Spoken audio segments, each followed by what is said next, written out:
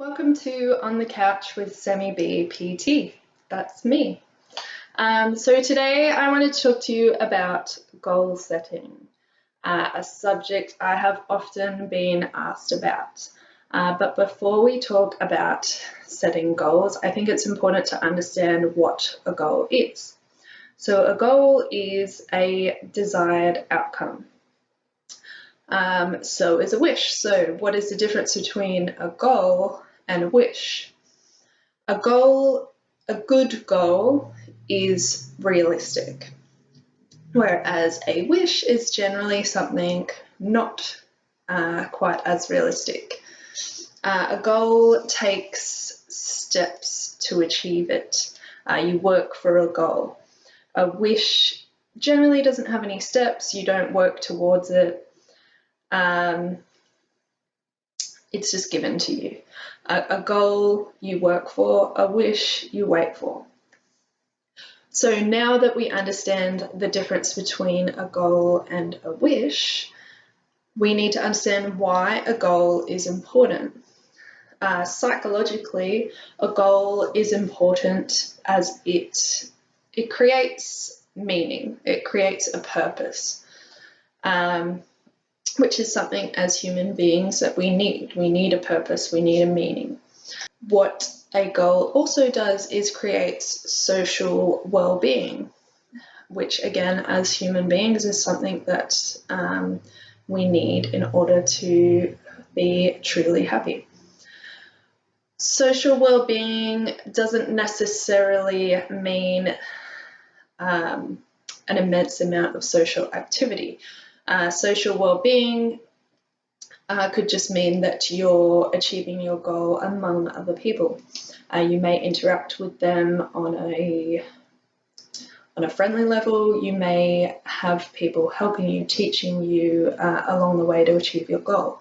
It may be that your goal creates a story that you can tell. Another thing that a goal is very important for is for preventing apathy, boredom, leading to depression. So now we know why a goal is important. Can a goal be bad for you? Short answer, yes, a goal can be bad for you, which is why we need to differentiate whether the goal is intrinsic or extrinsic.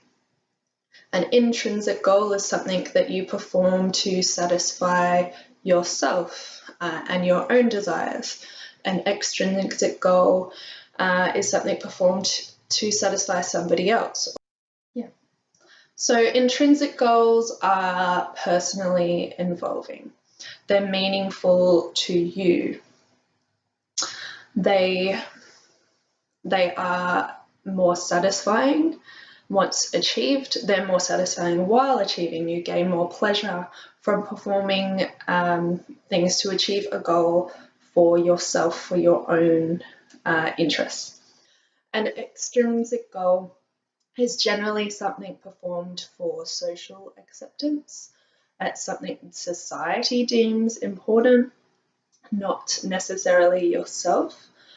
In some cases, these goals can be based on our parents' desires or our parents' beliefs, our friendships' beliefs, and not our own. So now we know what a goal is, we know why a goal is important, and we know what differentiates a good and a bad goal. Good goals being more achievable. Now we need to break down our goal into our SMART goal system.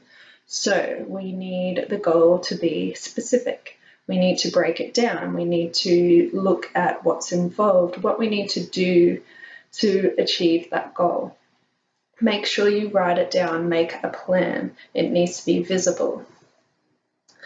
We need to know how that goal is going to be measured.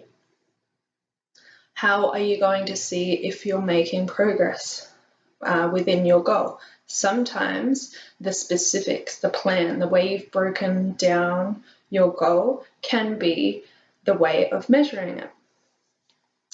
the goal needs to be achievable. So that brings us to the intrinsic and extrinsic. If it's more important to you, it's more likely to be achieved. Is it realistic?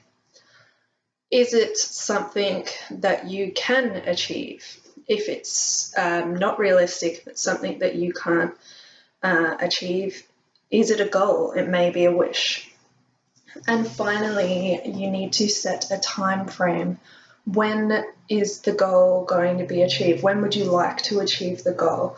If we have no time frame for when the goal is going to be achieved, it can go forever, and that can kind of kill the dream. The time frame may also be a way of measuring your goal. So bringing it back, specify the goal, figure out how you're going to measure it. Is it achievable? Is it realistic? And do you have a time frame? When are you going to achieve this goal? Another way I like to look at goals was presented to me by my positive psychology teacher at uni last year, is to make the goals tiny, not small, but another breakdown. So you need to think about the goal, think about it in a smart sense, think about the specifics, think about how you're going to achieve it, how you're going to measure it, think about how long you have to achieve it. Then you need to imagine doing those things, not necessarily achieving the goal, but taking the steps that you need to achieve the goal. Start from the beginning. Always imagine taking those first steps to achieve your goal. N is for no. So in a lot of cases, when you set a new goal, it can mean saying no to other things in order to achieve your goal. We need to learn what to say no to. Obviously, if saying no to somebody, if your children, for example, is going to harm them in any way, then don't start there. If saying no to something isn't going to harm anyone, and in some cases, if it's not going to affect anybody other than yourself, that's where I would start. Start with those things. Say no to those things in order to achieve this goal. And the Y stands for yay, because so often we set goals, we go through the process, we set all the steps, and we achieve the goal, and then we just jump straight on to the next goal.